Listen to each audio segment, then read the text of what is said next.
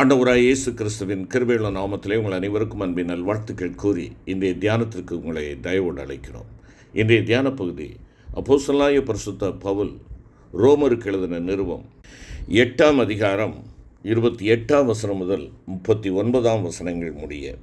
தியான வசனம் ரோமர் 8:28.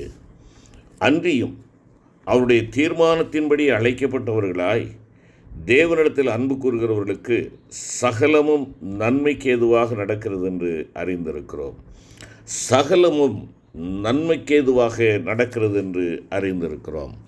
அருமையான கர்த்தருடைய பிள்ளைகளே, நம்முடைய வாழ்விலே அநேக நேரங்களிலே நாம் முதிர்க்கின்ற வார்த்தை எதுவாக இருக்கிறது? ஏன் எங்களுக்கு விதமாய் நடக்கிறது? ஏன் எங்களுக்கு இந்த பிரச்சனை? ஏன் எங்களுக்கு இந்த கஷ்டம்? ஏன் எங்களுக்கு இந்த வியாதி? ஏன் எங்களுக்கு இந்த பயங்கரமான தொல்லைகள்? ஏன் எங்களுக்கு மற்றவர்களாலே நெருக்கங்கள்?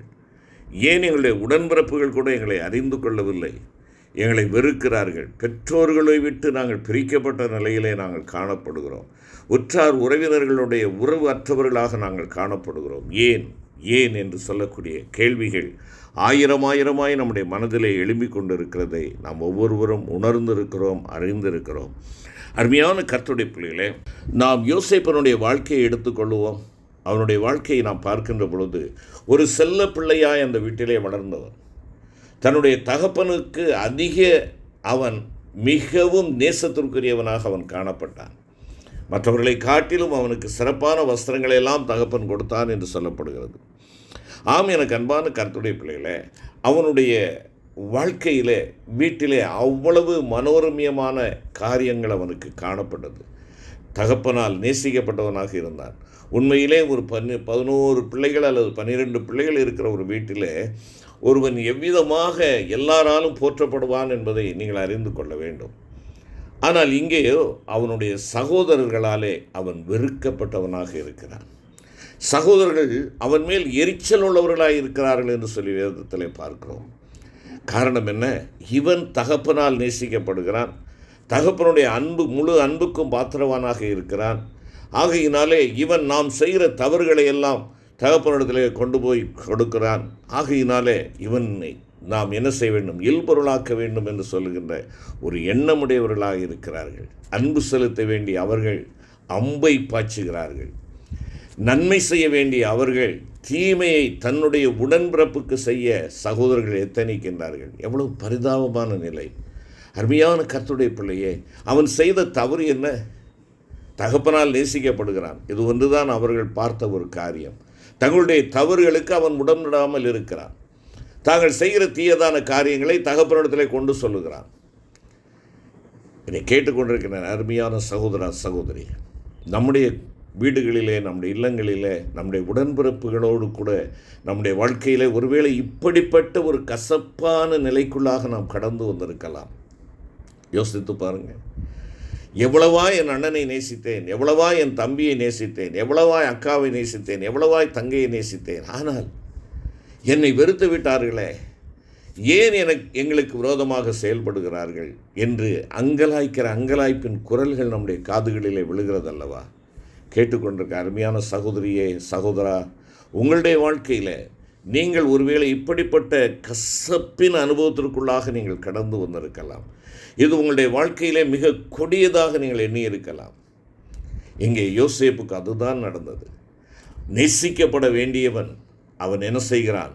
தங்களுடைய உடன்பிறப்புகளாலே சதி ஆலோசனைக்கு உட்படுத்தப்பட்டு அவனை ஒன்றுமில்லாமலாக்க வேண்டும் என்ற ஒரு நிலைக்குள்ளாக வருகிறார்கள். குழியிலே தூக்கி போடுகிறார்கள். ஆம், அருமையான சகோதர சகோதரி, இன்று நீங்களும் நானும் எழும்ப முடியாதபடி பலவிதமான குழிகளுக்குள்ளாக நீங்கள் தள்ளப்பட்ட ஒரு அனுபவத்திற்குள்ளாக இருக்கலாம்.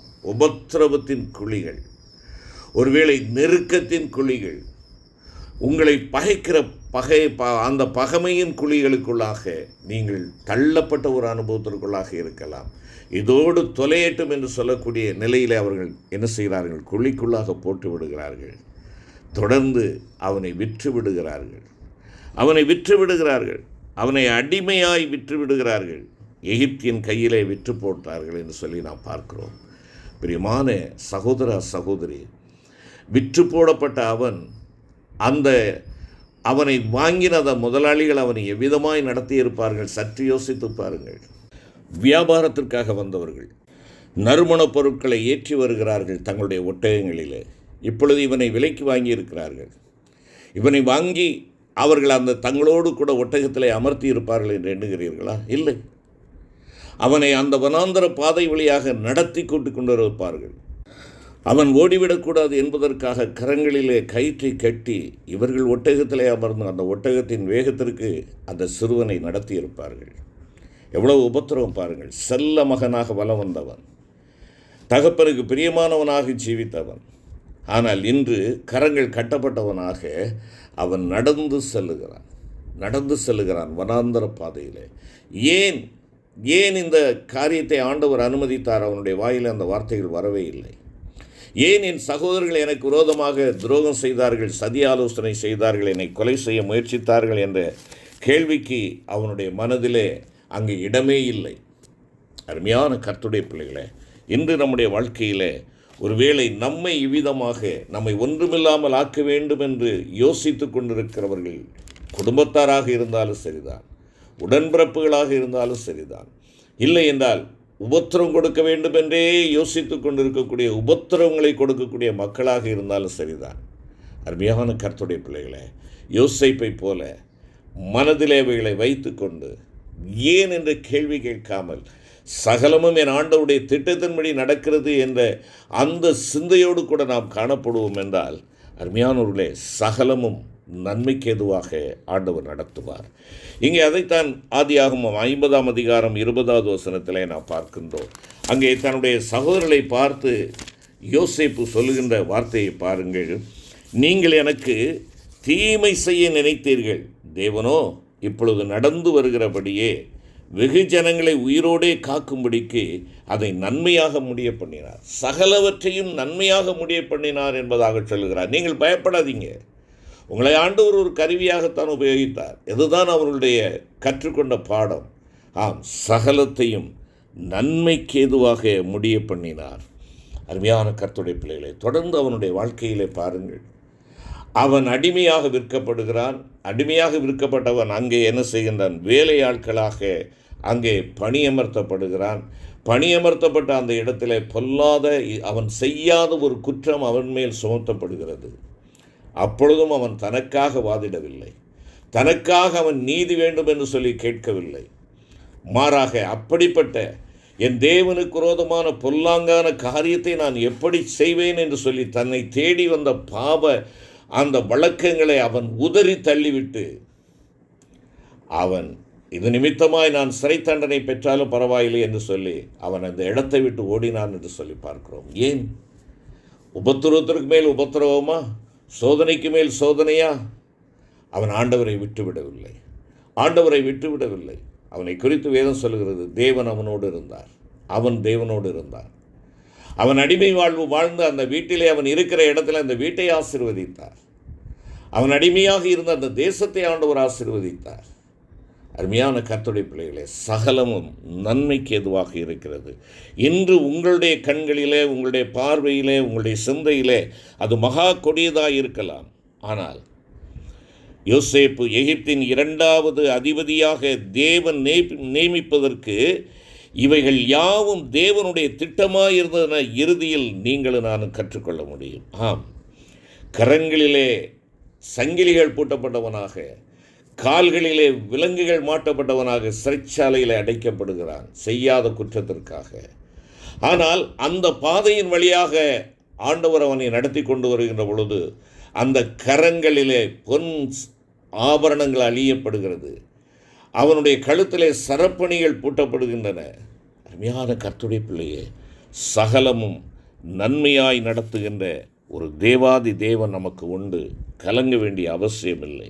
மற்றவர்களுடைய பொறாமைக்கு நீங்கள் ஆட்கொள்ளப்பட்டவர்களாக இருக்கலாம். மற்றவர்கள் உங்கள் மேல் பொய்யாய் குற்றம் சாட்டுகிறவர்களாக இருக்கலாம். உங்கள் மேல் அன்பற்ற இரக்கமற்ற மக்களாக இருக்கலாம். இந்த விதமான நிகழ்ச்சிகள் கொடியதாக இருக்கிறதல்லவா? ஆனால் யோசேப்பை சிங்காசனத்தில் அமர்த்துவதற்கு சிறைச்சாலையின் வழியாகத்தான் தேவன் திட்டம் தீட்டியிருந்தார்.